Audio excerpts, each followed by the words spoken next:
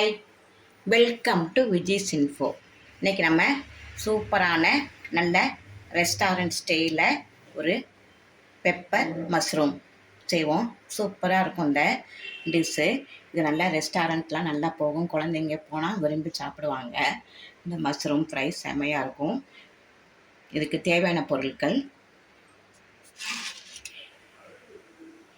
Mushroom ஒரு 100 gram எடுத்து வச்சுருக்கேன். நல்லா ஃப்ரெஷ்ஷாக கொஞ்சம் மைதா போட்டு கழுவுனீங்கன்னா நல்லா மேலே உள்ள அழுக்கெல்லாம் போய் செமையாகிடும். நல்லா வெள்ளை வெள்ளைன்னு ஆகிடும். ஒரு பெரிய வெங்காயம் பொடியாக கட் பண்ணி வச்சுருக்கேன். ஒரு அரை தக்காளி தான், இதில் கொஞ்சமாக போட்டால் போதும். அரை தக்காளி கட் பண்ணி வச்சுருக்கேன். கருவேப்பிலை, மிளகாத்தூள் 1 ஸ்பூன், தனியாத்தூள் 1.5 ஸ்பூனு, கொஞ்சமாக மஞ்சள் தூள், தேவைக்கு உப்பு, பச்சை மிளகாய், இஞ்சி, பூண்டு. இதை நம்ம ஃப்ரெஷ்ஷாக இடிச்சிக்கலாம், அப்போ தான் நல்லா டேஸ்ட்டாக இருக்கும். அதே மாதிரி மிளகு பொடியை போட்டால் நல்லா தான் இருக்கும். அதை விட நான் ஃப்ரெஷ்ஷாக இதை பொடி பண்ண போகிறேன், அப்போ ரொம்ப டேஸ்ட்டாக இருக்கும். இப்போ நம்ம இந்த 3ஐயும் ஒரு இடிக்கல்ல போட்டு கூட இடிச்சுக்கலாம், இல்லாட்ட அம்மியில் நான் இடிச்சுக்கிறேன். அம்மியில் நான் இப்போ இடிச்சிட்டு வரேன். நான் இப்போ கிச்சன் திண்டுலேயே ஒரு சின்ன அம்மி வச்சுருக்கேன். அதில் நம்ம இப்போ இந்த பூண்டு, இஞ்சி, பச்சை மிளகாவை 1-2 நம்ம இடிச்சுக்கலாம்.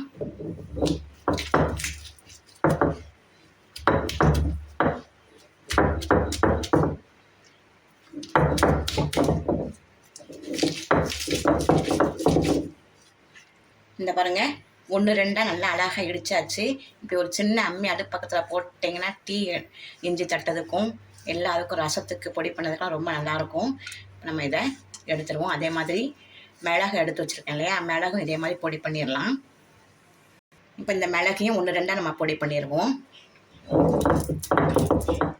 ஒரு 2 தட்டு தட்டுனா போதும், ரொம்ப பொடியாக வேண்டாம். கடையில் வைக்கிறது ரொம்ப பொடியாக இருக்கும், நல்லா இருக்காது.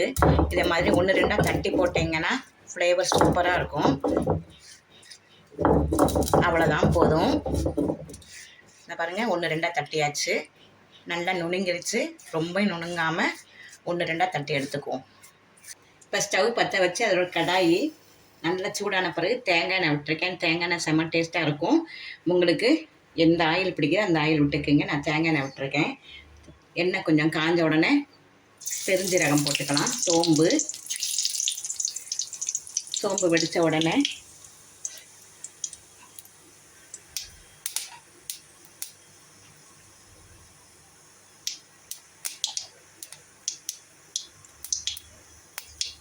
பெரிய வெங்காயம் போட்டுருங்க. அடுப்பு சிம்மா வச்சுக்கோங்க.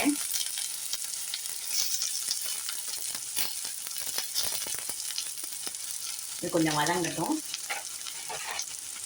வெங்காயம் வதங்குற டைமில் நம்ம இப்போ காளானை உங்களுக்கு வேண்டிய சைஸில் கட் பண்ணி வச்சுக்கோங்க. நிதானமாக, ரொம்பையும் பொடி இல்லாமல் ரொம்பையும் பெருசாக இல்லாமல் மீடியம் சைஸில் கட் பண்ணி வச்சுக்கலாம். இது நல்ல ஹை ப்ரோட்டீன் உள்ளது, செம்ம உடம்புக்கு நல்லது. இதை வீக்லி 1 டைமாவது நீங்கள் சேர்த்துக்குங்க. குழந்தைங்கலேருந்து பெரியவங்க வரையில் ரொம்ப உடம்புக்கு நல்லதுனால இதை கட்டாயமாக நீங்கள் சேர்த்துக்கணும்.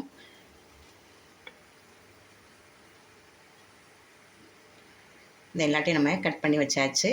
இப்போ நம்ம வெங்காயம் வதங்கிட்டு இருக்குது, அதில் தக்காளியை போட்டு வதக்குவோம்.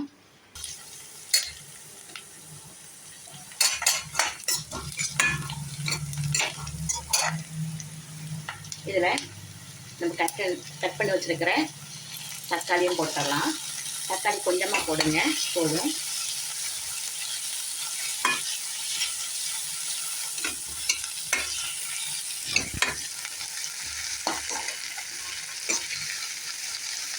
இப்போ இதில் தனியா பவுடர், மிளகாத்தூள்,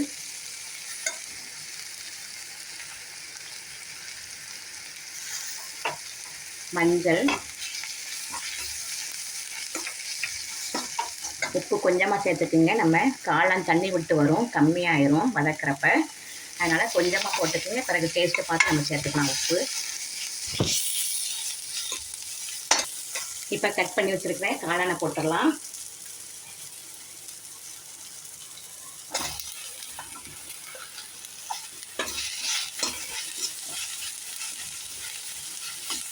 ஒரு 2 ஸ்பூன் மட்டும் தண்ணி விட்டுக்கலாம், ரொம்ப விட்டுறாங்க.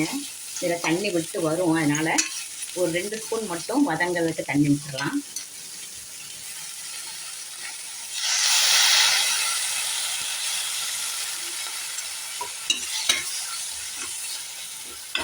ஒரு 2 நிமிஷம் வதங்கட்டும், சீக்கிரம் வதங்கிடும். இப்போ மஷ்ரூம்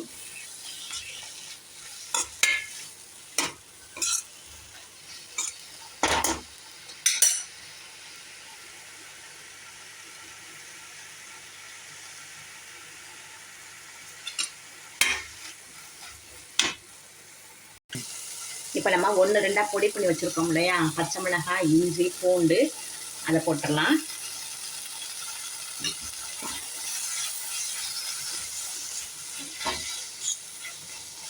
ஒரு 2 நிமிஷம் மூடி போட்டு நல்லா வதங்கட்டும்.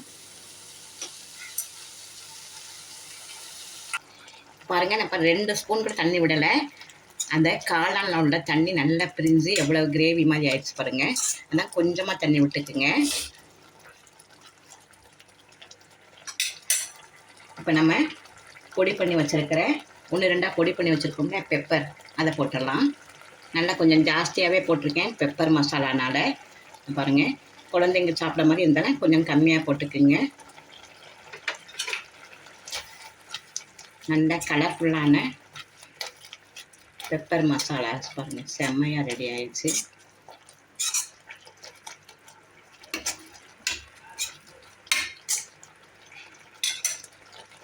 இது கொஞ்சம் வத்தன்னா வற்றிக்கலாம், இல்லாட்டி நீங்கள் கிரேவி மாதிரி வேணும்னா இப்படியே எடுத்துடலாம். நான் கொஞ்சம் தண்ணி வத்துற மாதிரி எடுத்துக்குவேன்.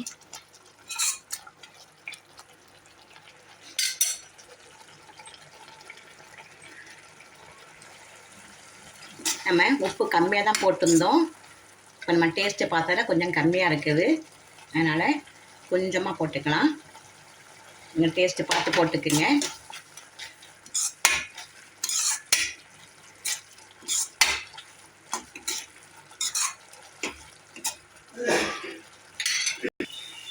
நல்ல தண்ணிலாம் வற்றி நல்ல கிரேவியிலேருந்து கொஞ்சம் கெட்டியாக இருக்குது.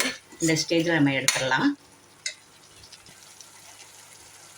இப்போ நம்ம எடுத்து வச்சுருக்க கருவேப்பிலையில் கொஞ்சமாக போட்டுக்கலாம்.